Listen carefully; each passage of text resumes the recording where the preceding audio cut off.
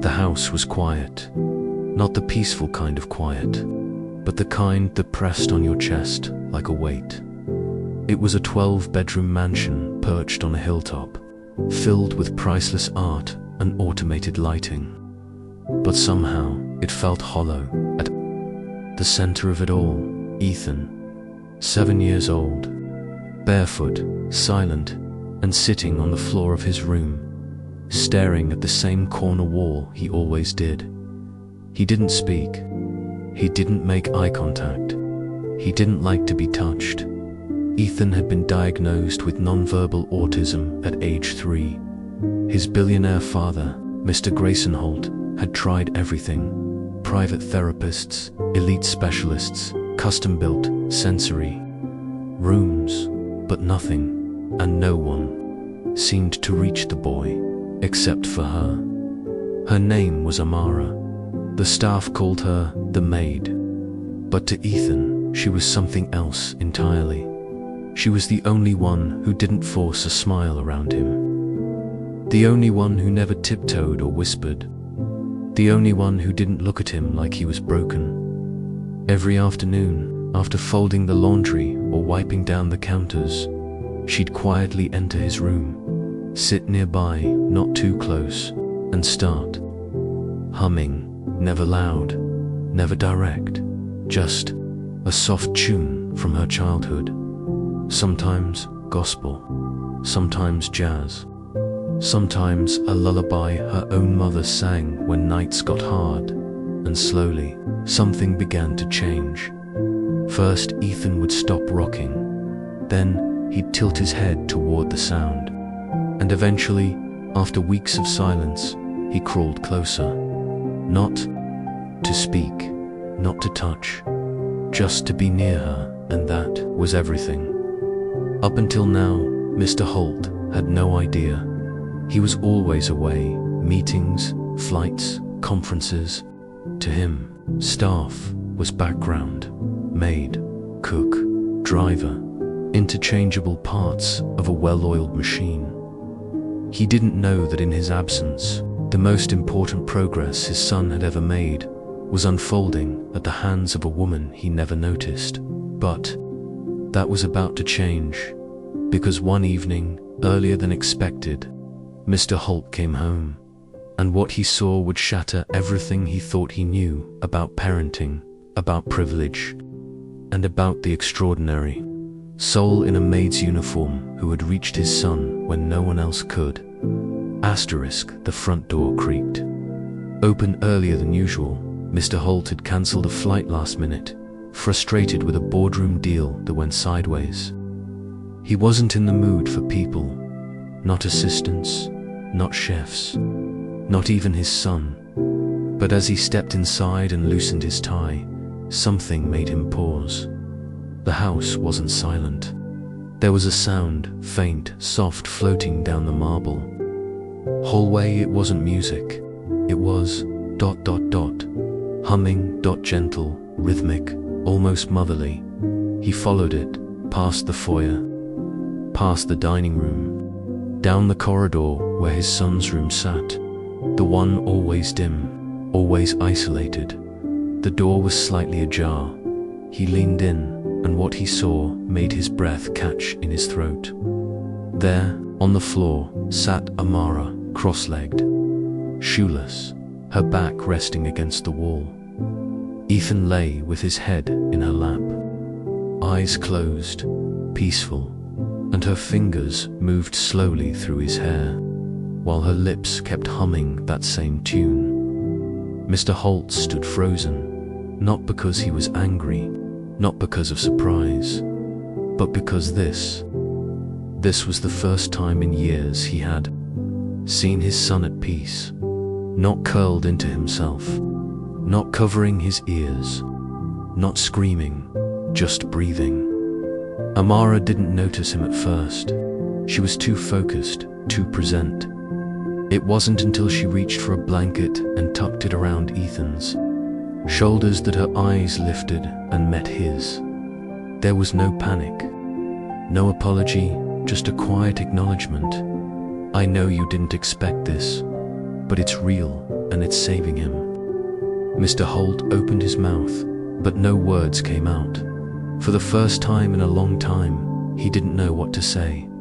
That night, he didn't fire her. He didn't interrogate her. He didn't retreat to his office. Instead, he pulled up a chair and sat quietly outside the door, listening to the humming, listening to his son breathe. And for the first time since his wife died, Mr. Holt cried.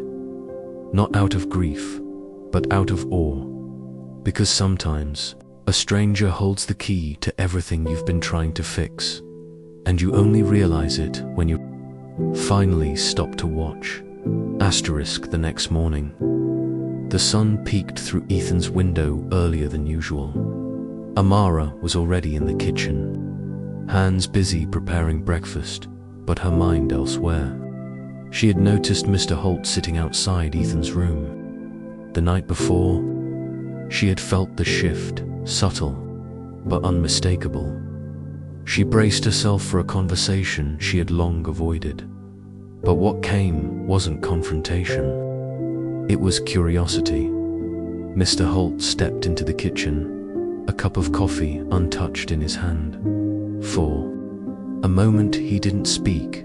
He just looked at her, not as staff, not as background, but as someone who had done the impossible. I have to ask, he said finally, voice quieter than usual. How did you do it? Amara paused, wiped her hands, met his gaze calmly. I didn't do anything special, sir, she said softly. I just listened to him, without needing him to speak. Mr. Holt blinked.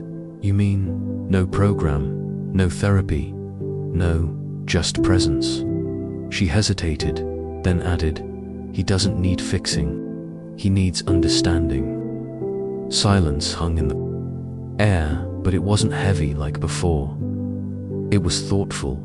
For the first time, Mr. Holt felt like he was beginning to see Ethan through different eyes. Not as a problem to be solved, but as a person to be met. Then, he asked a question he never imagined himself asking. Would you teach me? Amara's expression didn't change, but her eyes softened. I can't teach you how to love your son, she said. You already do, but I can show you how to let him show you who he is. That was the moment everything shifted, not in grand speeches, not in sudden miracles, just in the willingness to ask.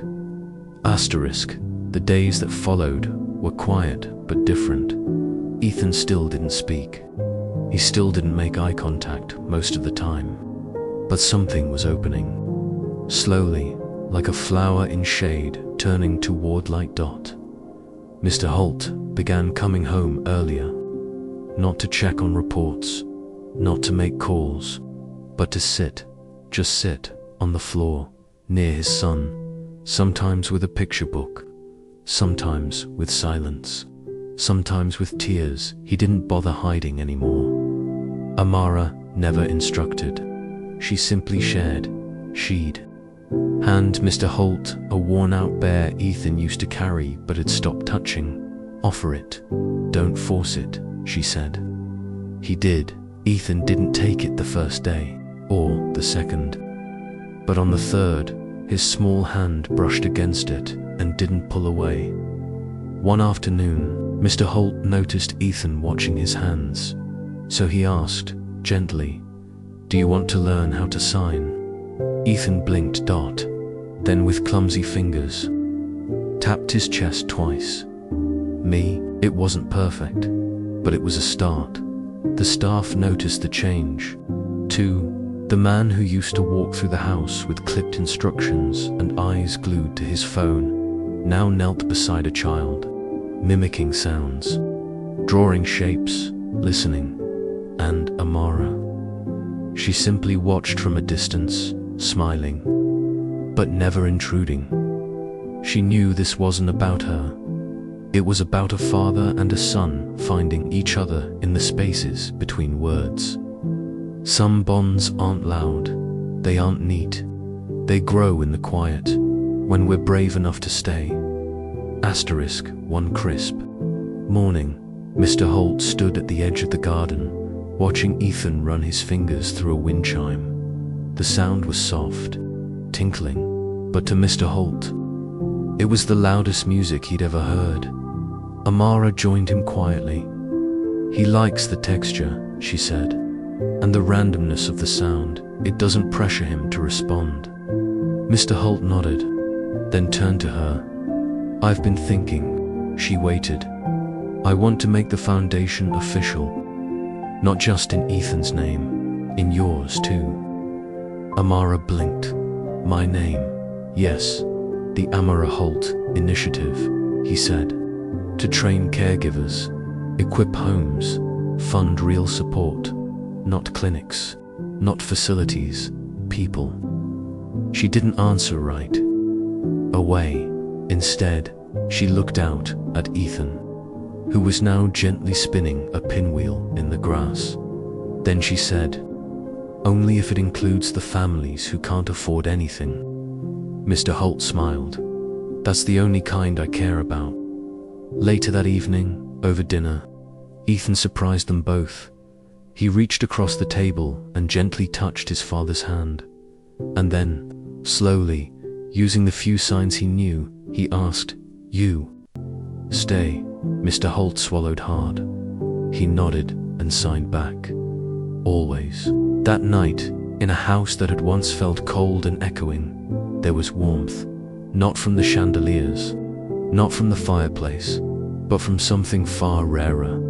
The decision to love with presence, not perfection.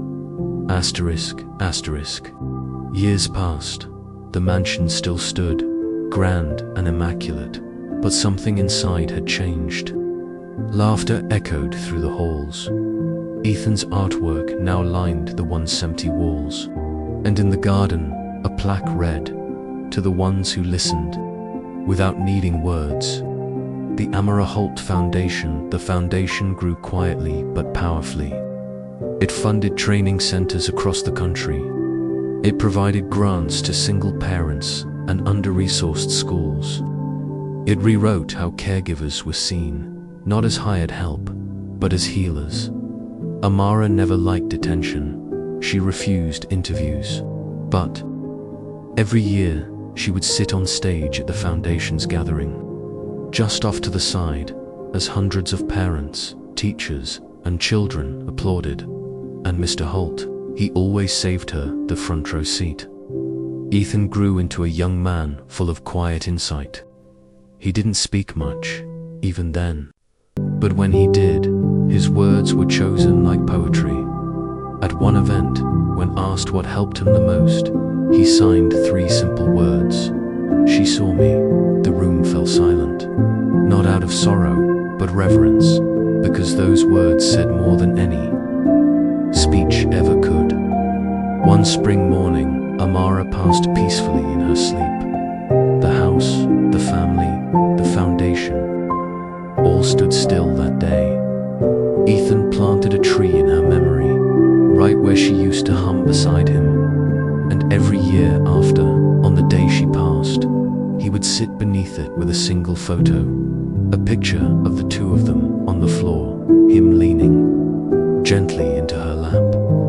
Legacy isn't about names on buildings. It's about who you become because someone dared to see you as whole before the world ever did. Asterisk, asterisk.